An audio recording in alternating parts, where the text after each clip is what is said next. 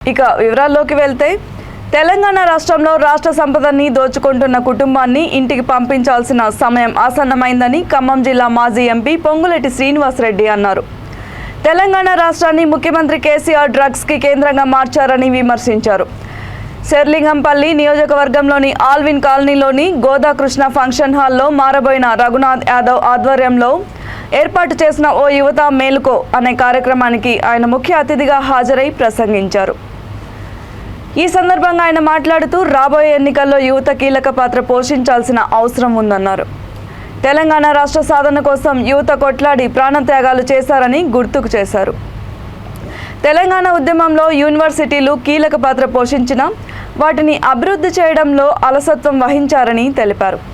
రాష్ట్ర బడ్జెట్లో కోట్లలో లెక్కలు చూపించి యూనివర్సిటీలకి మాత్రం పైసా ఖర్చు పెట్టలేదని ఆరోపించారు. రాబోయే రోజుల్లో యువతకి ప్రాధాన్యత కల్పిస్తూ ముందుకు వెళ్తానని ఆయన అన్నారు.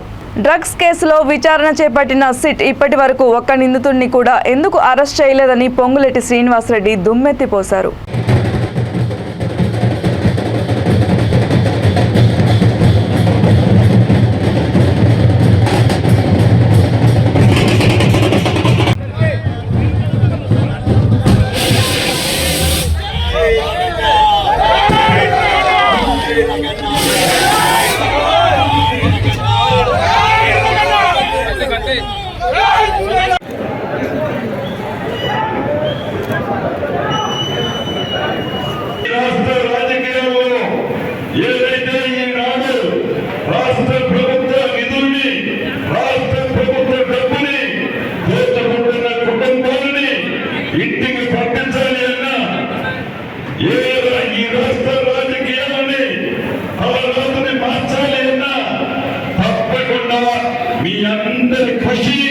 మీ అందరి పార్టిసిపేషన్ అవసరం కాబట్టి మీరందరూ ఎవరిగా ఉండాలని మనస్ఫూర్తిగా మీ అందరినీ రాబోయే రోజుల్లో ఈ రాజకీయాలలో యాక్టివ్గా ఉండాలని అభ్యర్థిస్తూ మరొక్కసారి రఘునాథ్ తమ్ముడిని వారి మిత్ర బృందాన్ని ఇంత అద్భుతంగా వేలాది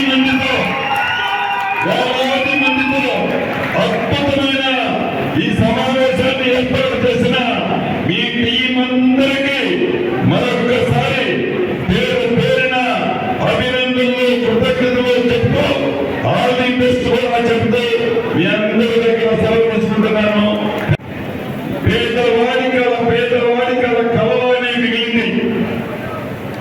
ఇటువంటి పరిస్థితుల్లో యువత మేల్కోవాల్సిన అవసరం ఉంది.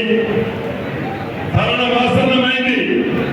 ఈ తరుణంలో రాబోయే ఈ కురుక్షేత్రంలో ఇందాక రఘునాథ్ ప్రముఖ చెప్పినట్లు తప్పకుండా మేము తీసుకోబోయే నిర్ణయంలో యువతకి పెద్ద వేయడం జరుగుతుంది. యువతని ప్రోత్సహించడం జరుగుతుంది. ఎందుకంటే ఈ కుళ్ళిపోయే సమాజాన్ని వారి స్వార్థం కోసం అరాచకాలు చేస్తున్న ఈ రాజకీయ నాయకుని మాయ మాటలు చెప్పి ప్రజల యొక్క కష్ట సుఖాలను మర్చిపోయిన ఈ కుటుంబాన్ని ఇంటికి పంపించాలి అంటే యువతకు రాబోయే రోజుల్లో ప్రధానమైన పాత్ర అవసరం. అంతేకాదు ఏదైతే టీఎస్పీఎస్సీ ద్వారా మీరు నోటిఫికేషన్ ప్రకటించి మీ కేబినెట్ లో ఉండే మంత్రులు వారి మిత్ర బృందం కలిసి ఆ పేపర్ని లీక్ చేస్తే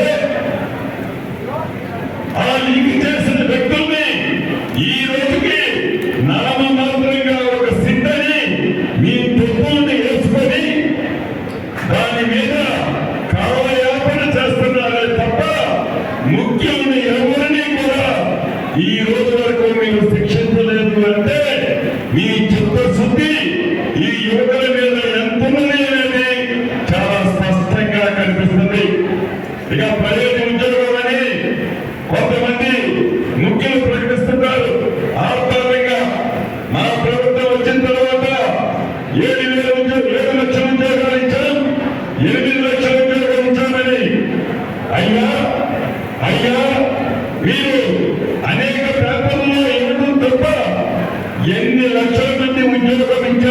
కూర్చొని మీరు ఎక్కడైనా డిబేట్ పెట్టినట్లయితే ఈ యువతకి ఎన్ని ఉద్యోగాలు మీరు ఇచ్చారో చాలా యువత మీకు చెప్పుతుంది. దాంట్లో కూడా ఆహ్లాదంగా మీరు ప్రకటించుకోవడం తప్ప దాంట్లో యువతకి ఒరిగింది ఏమీ లేదు.